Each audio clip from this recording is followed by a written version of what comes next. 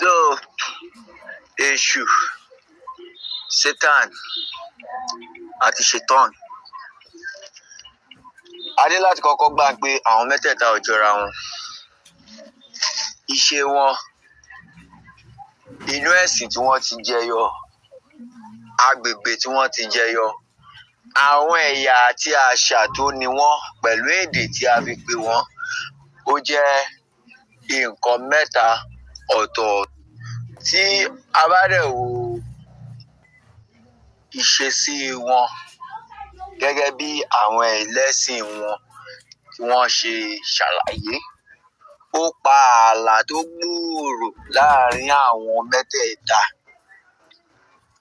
ló fi wá túmọ̀ sí pé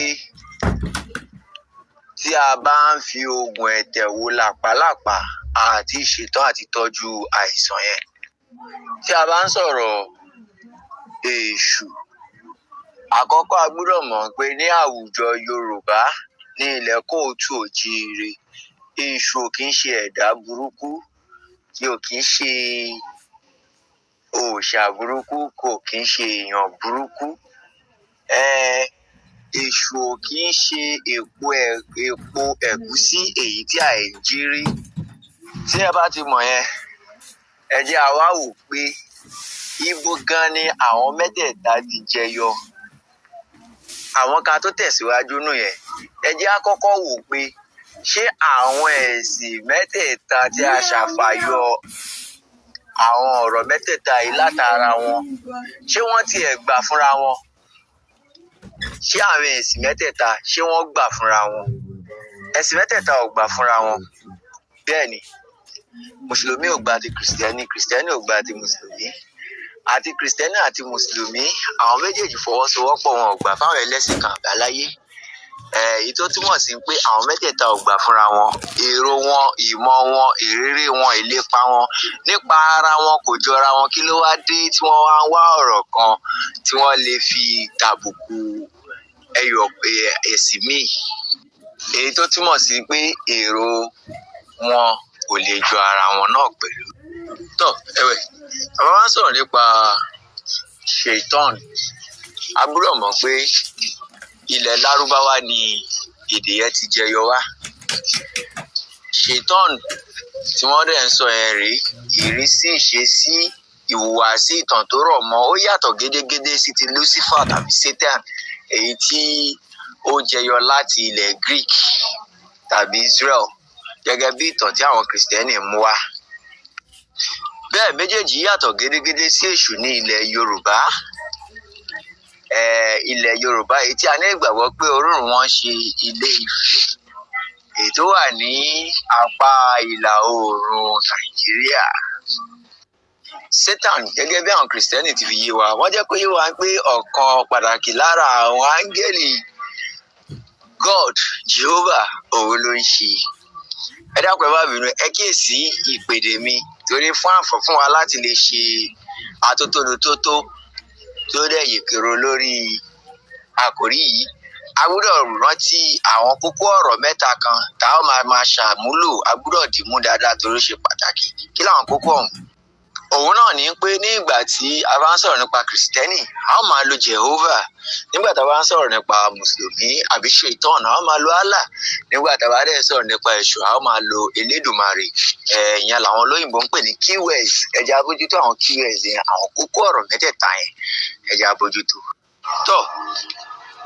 Ìwé ẹ̀sìn Kìrìsìtẹ́nì, Bíbélì, ó fi yé wa pé ọ̀kan pàtàkì lára áńgẹ́lì Jehovah, òun ni Satan, èyí tí a túbọ̀ sí Lucifer, òun ló ń ṣe. Ó jẹ́ ìtàn yẹn fi yé wa pé ó mọ orin kọ púpọ̀ púpọ̀. Ó rẹwà gẹ́gẹ́ bí ẹ̀dá, inú iná la dẹ̀ ti ṣẹ̀dá ẹ̀. Ní ìgbà tí Àlùkùránì tó jẹ́ kó yé wa pé Sheytan kọ́ màláìkà Allah ni. Ó kún fún ọgbọ́n, ó kún fún ìmọ̀, òye dẹ̀ pọ̀ nínú ẹ̀. Ó jẹ́ kó yé wa pé ó wà pẹ̀lú Allah láwọn ìgbà kan. Àwọn ìtàn àti ẹ̀rí lọ́dọ̀ àwọn onímọ̀ Islam náà dẹ̀ jẹ́ kó yé wa pé ó jẹ́ màláìkà kan èyí tí ó gbọ́n fáfá. Èṣù lọ́wọ́ kan tiẹ̀ ẹsẹ̀ Ifá àti àwọn ẹ̀rí ilẹ̀ Yorùbá kan ó jẹ́ kó yé wa pé ìránṣẹ́ Olódùmarè ni. Olódùmarè fúnra rẹ̀ ló ṣẹ̀dá ẹ̀ gẹ́gẹ́ bí ó ṣe ṣẹ̀dá Ọ̀rúnmìlà, Ọbàtálá, Ògún àtàwọn irúnmọlẹ̀ yòókù. Olódùmarè fúnra rẹ̀ ló ṣẹ̀dá èṣù. Èṣù wà pẹ̀lú Olódùmarè. Èṣù ò mọrin kọ, bẹ́ẹ̀ ni èṣù ò mọrin kọ. A ò finá ṣẹ̀dá èṣù. A ò finá ṣẹ̀dá èṣù. Kò dẹ̀ ń ṣe pé bóyá òun ló gbọ́n jù tàbí òun ló nímọ̀ jù láàrin gbogbo àwọn irúnmọlẹ̀ tó kù. Ṣùgbọ́n ńkọ́ gẹ́gẹ́ bí ọlọ́pàá, òun ni Olódùmarè fi ṣe, is a divine judge. Òun ni ó máa ń wá gbèdéke ibi ìbápàdé fún gbogbo ìwà ẹ̀dá láti rí pé ìwà títáyé ńkọ́ kò burú. Kẹ́hìndé ò yan Ìdòwú jẹ. Iṣẹ́ tí Olódùmarè gbé fún nìyẹn. Ó dẹ̀ ṣe iṣẹ́ yìí gẹ́gẹ́ bí àwọn ìtàn yẹn fi yé wa. Ó tún fi yé wa pé ẹlẹ́yinjú àánú gidigidi òun ni èṣù ṣe ní àárín àwọn òòṣà tó kù. Ẹ jẹ́ wá ṣe àfiwé kékeré kan láàrin àwọn mẹ́tẹ̀ẹ̀ta. Ẹ jẹ́ ká ṣe àfiwé kékeré kan, ẹ jẹ́ á so pọ̀ mọ́ra wọn. Èyí tí ó máa fi ẹnu kókó yìí jó pé èṣù ó yàtọ̀ gédégédé sí Sheytan àti Satan tàbí Lucifer. Àwọn Mùsùlùmí jẹ́ kó yé wa pé màláìkà Olódùmarè ni Sheytan. Wọ́n jẹ́ kó yé wa pé nígbà tí àwọn Mùsùlùmí tàbí àwọn Lárúbáwá wọ́n jẹ́ kó yé wa pé màláìkà Allah òun ni Sheytan ṣe. Kí ló gbé Sheytan kúrò ní ọ̀run? Ìtàn yẹn jẹ́ kó yé wa pé nígbà tí Allah tí ó dá Ádámù tí ó dá Sheytan ló lọ bu iyẹ̀pẹ̀ tí Allah fi dá wá. Lẹ́yìn ìgbà náà ìtàn yẹn jẹ́ kó yé wa pé Sheytan gbanú Ádámù kọjá, tó túmọ̀ sí pé ó mọ tì fún tẹ̀dọ̀ Ádámù, ó mọ tìbútòrò rẹ̀. Lẹ́yìn náà ni Allah wá ní kó forí balẹ̀ fún Ádámù. Òun ni Sheytan bá ní láíláí òun ò lè forí balẹ̀ fún ẹ̀dá tí òun lọ bu iyẹ̀pẹ̀ àti dá wá tí adá ń ṣèjú òun gbákan àtàgbọ̀n. Ó kọ̀ kò forí balẹ̀ fún. Àìforíbalẹ̀ fún Ádámù yìí ló ṣe okùnfà bí Sheytan ṣe kúrò ní ọ̀dọ̀ Allah lọ́run, tí nígbà tí ó bẹ Allah wí ká Allah má pa òun run, àmọ́ kó fóun láǹfààní àti wáni kúra. Pé kó fóun ní àǹfààní àti wáni kúra. Ìyẹn ló túmọ̀ sí pé ajẹgbẹ́dọ̀ ní Sheytan ó máa ń wá ní kúra ni. Ní ti Kristẹni lápá tiẹ̀, kí ló gbé Satan tàbí Lucifer kúrò ní ọ̀dọ̀ Jehovah lọ́run? Kì í ṣe ìtàn àdáni adéyàn abúyẹ̀pẹ̀. Ní tirẹ̀ ìtàn yẹn fi yé wa pé ó gbójú àgàn sí Jehovah ni. Ó wò ó pé gẹ́gẹ́ bí áńgẹ́lì kan tó láǹfààní àti rí Jehovah, torí pé òun ló máa ń kọrin dá a lára yá. Ohùn rẹ̀ dùn púpọ̀ nídìí orin lọ́pọ̀lọpọ̀. Òun dẹ̀ ti gbọ́ lódù bí ère pé kò sí nǹkan kan tí Jehovah ń ṣe tóun ò lè ṣe. Ó yẹ kóun lè gba ipò tí Jehovah wà lénìí. Òun rí ipò Jehovah gẹ́gẹ́ bí ipò tó ṣe é gbà, is a competitive throne. Ipò òun náà lè jọba níbẹ̀, ó rí gẹ́gẹ́ bí presidency. Lòun wá gbìmọ̀ràn pọ̀ pẹ̀lú àwọn áńgẹ́lì mìíràn. Conspiration in heaven. Àwọn áńgẹ́lì wọ́n ń gbìmọ̀ràn pọ̀. Wọ́n á gbìmọ̀ràn pọ̀ pẹ̀lú wọn. Ó ní ẹ wá, a lè gbàjọba lọ́wọ́ ọ̀gbẹ́ni tó wà níbí yìí. Ẹ jẹ́ a jọ ṣiṣẹ́ pọ̀, ẹ jẹ́ a gba ìjọba lọ́wọ́ Jehovah. Ó wá yíwọ́ ó yíwọ́ ọ̀bẹ bẹ́yìn yọ. Òun ni Jehovah fi bínú lé dànù kúrò ní ọ̀dọ̀ rẹ̀ lọ́run níbẹ̀. Satan tàbí Lucifer ò bẹ̀bẹ̀ fún àǹfààní àti máa lọ sí ilé ayé. Jehovah fúnra rẹ̀ ló lé dànù lọ́run nígbà tí ó lé pẹ̀lú àwọn áńgẹ́lì mìíràn tí wọ́n jọ ṣiṣẹ́ pọ̀ láti gbàjọba lọ́wọ́ Jehovah. ní ìgbà tó ń bọ̀ àwọn kan fẹsẹ̀ kọ́ sójú ọ̀run, àwọn kan fẹsẹ̀ kọ́ sí inú afẹ́fẹ́, bẹ́ẹ̀ làwọn kan jábọ́ sórí ilẹ̀, àwọn kan wọnú ìsàkúnlẹ̀ lọ. Bí ìtàn ti Sheytan àtàwọn ìwọ ẹ̀ ṣe rí nìyẹn. Ìgbà tí èṣù lápá bí kò ṣe pé a lè kúrò ní ọ̀dọ̀ Elédùmarè rárá o, Elédùmarè ò lè o. Kódà a lè sọ pé ní ìgbà tí Bíbélì sọ pé èyí ni àyànfẹ́ ọmọ mi, èyí tí mo yọ́nú sí jù, èṣù gangan l'Olódùmarè bá sọ̀rọ̀. Ẹ má ṣì mí gbọ́ o, mi ò sọ pé òun ni Jehovah ń bá sọ̀rọ̀ o, mò ń sọ pé òun ni Olódùmarè bá sọ̀rọ̀, torí pé Olódùmarè fẹ́ràn èṣù púpọ̀ púpọ̀. Ní ìgbà tí Olódùmarè ní kí àwọn irúnmalẹ̀ tó kù kí wọ́n máa bọ̀ lórí òkè èèpẹ̀ kí wọ́n wá ṣẹ̀mí lẹ́yìn tí Oòduà ti dá ilẹ̀ tán, òun ni èṣù àti wọn ni wọ́n jọ wá sáyé. Olódùmarè dẹ̀ gbé iṣẹ́ aṣọ́bodè fún àti adájọ́ tòótọ́. Èṣù ò mórí kọ àdá látara náà, òun sì kọ́ ló rẹwà jù láàrin gbogbo àwọn irúnmalẹ̀. Èṣù sọ pé òun ò ní forí balẹ̀ fún ẹ̀dá tí Olódùmarè dá. Sheytan ló sọ yẹn, Lucifer ló mọ orin kọ. Tẹ́ bá wò ó dáadáa ẹ rí i pé ìyàtọ̀ gédégédé wà ní àwọn mẹ́tẹ̀ẹ̀ta nípa ìtàn ìṣẹ̀mí wọn lọ́dọ̀ ẹni tí ó dá wọn àti bí wọ́n ṣe kúrò níbẹ̀. Ní orí ilẹ̀ ayé ẹ jẹ́ a wá wòṣe wọn gẹ́gẹ́ bí ìlérí tí Sheytan sọ pé ajẹgbẹdọ lòun, òun yóò máa wá ẹni kúnra ni. Ó bẹ̀rẹ̀ sí í ṣiṣẹ́ ní ilẹ̀ Lárúbáwá láti rí pé òun wá ẹni kúnra. Nígbà tí Sheytan lọ́dọ̀ tirẹ̀ náà tó bẹ̀rẹ̀ sí ń jagoro pé òun ò rí ìjọba gbà, látara bẹ́ẹ̀ òun máa darí ọ̀pọ̀lọpọ̀ àwọn èèyàn sí ọ̀dọ̀ tòun. Èṣù ní tiẹ̀ ò ṣe bẹ́ẹ̀ rárá. Èṣù bẹ̀rẹ̀ sí ní ṣiṣẹ́ tí Olódùmarè gbé fún gẹ́gẹ́ bí adájọ́ tàbí ọlọ́pàá, èyí tí a lè pè gbogbo ẹni tí kò bá ti gbọ́ràn sí Olódùmarè lọ́wọ́, Olódùmarè lẹ́nu, Olódùmarè á rán èṣù láti báwí. Èṣù á báwí, á rajà lọ́rẹ díẹ̀. Nígbà tó bá dẹ̀ tún yí padà ńkọ́, èṣù á tún gbà mọ́ra, èṣù á tún ṣe kéde, á tún ṣe àlékún oore fún. Èṣù kì í kàn ń dé ibi mọ̀ọ́mọ̀ ọba tèèyàn jẹ́ tàbí dárúgúdù sí èèyàn lọ́rùn rárá o. Ẹni tó bá ti ṣẹ̀ sí Olódùmarè, ẹni tí ò ṣe ohun tí ó yẹ kó ṣe, ẹni tí ó fẹ́ jẹjú ọmọ làkejì ẹ̀, òun lèṣù máa ń báwí. Ẹ̀wẹ̀,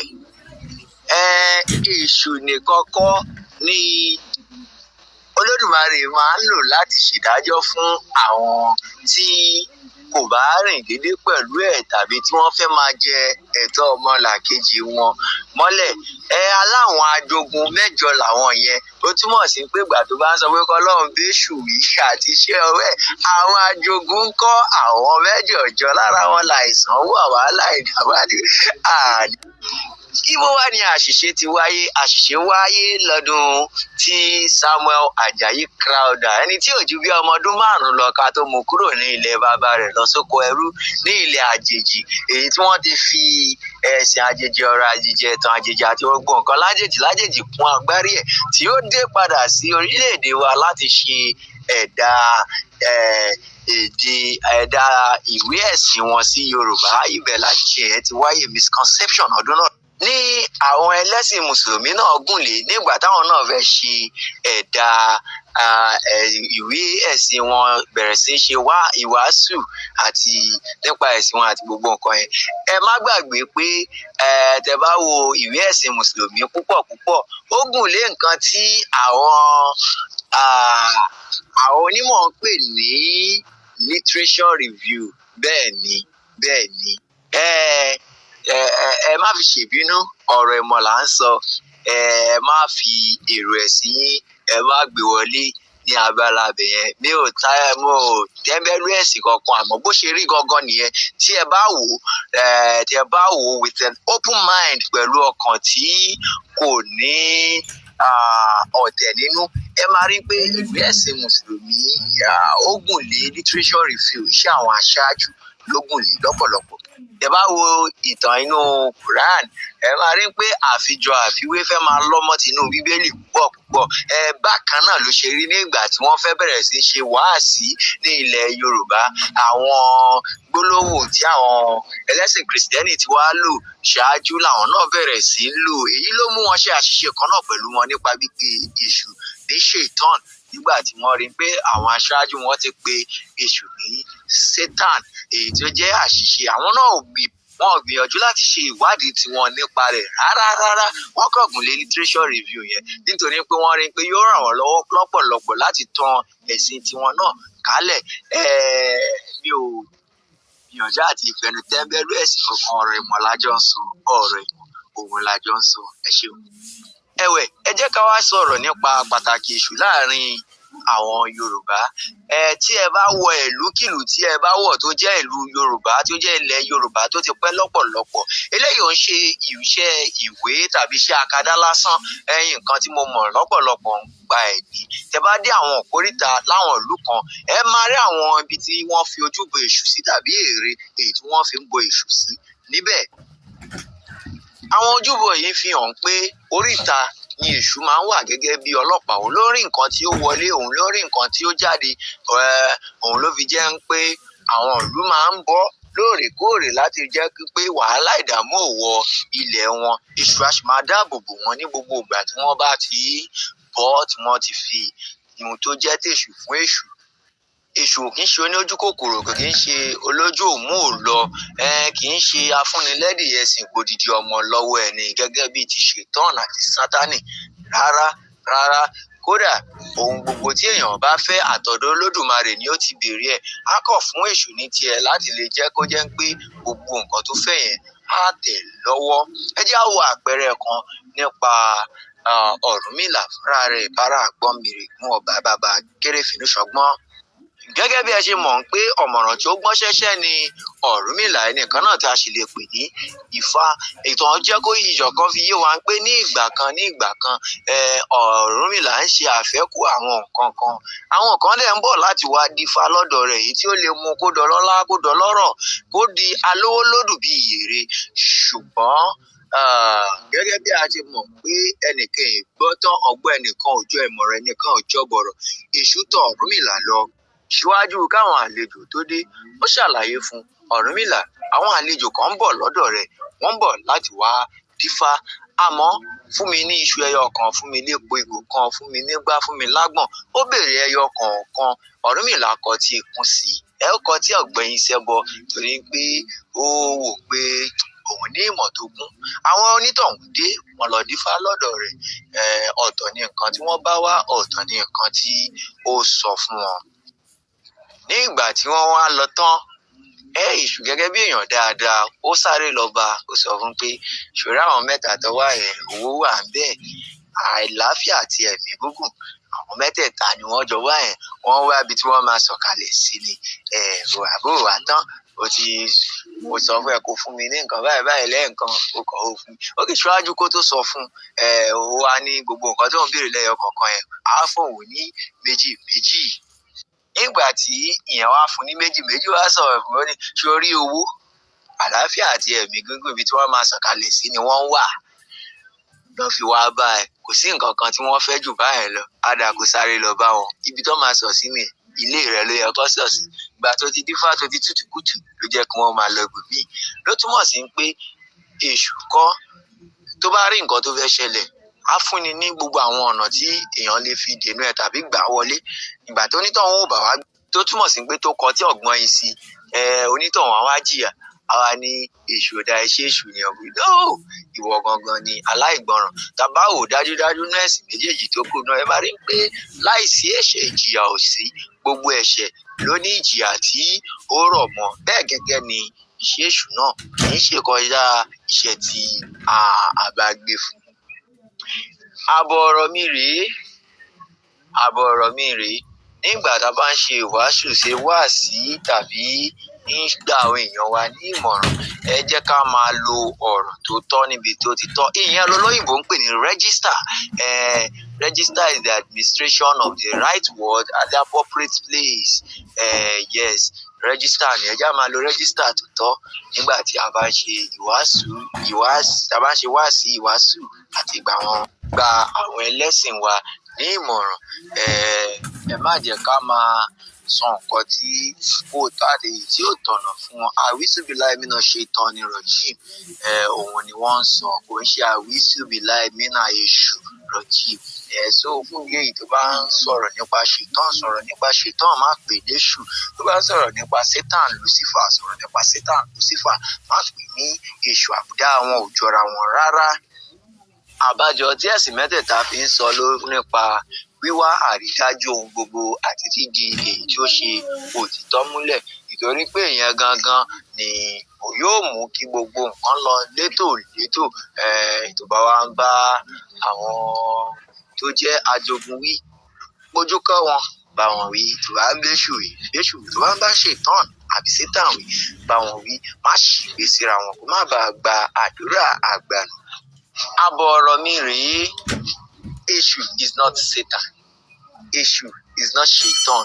It is just a mere misconception. Change your ideas about it. Then you live a very good life after. You see that then when you pray, your prayer can easily be answered. And you won't just give yourself a dark bush to be clearing. Thank you. Ẹ jẹ́ sáré fi kún eléyìí. Ẹnìkan sọ pé kí ló wá dé tí I've said that earlier. It is misconception. It is a mere misconception. It's a mere misconception by Asjai Crowder, and that it is popularly used doesn't make it right.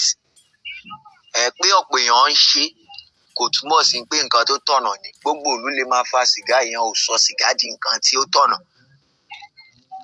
Bí àtorí pé a wà lágbègbè tó jẹ́ pé wọ́n máa pààyàn, kí wọ́n máa ṣe ṣìnà, ṣe àgbèrè ló pọ̀ jù ńbẹ̀, ká wá sọ pé nǹkan tó tọ̀nà ni. Rárá, kì í ṣe nǹkan tó tọ̀nà. No wonder tí Bible sọ pé you shall know the truth and the truth shall set you free.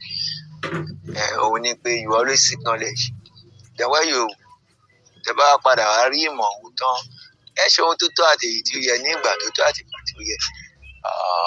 Welcome, ìwọ́n tó ṣẹlẹ̀ ọgọ́ nìyẹn.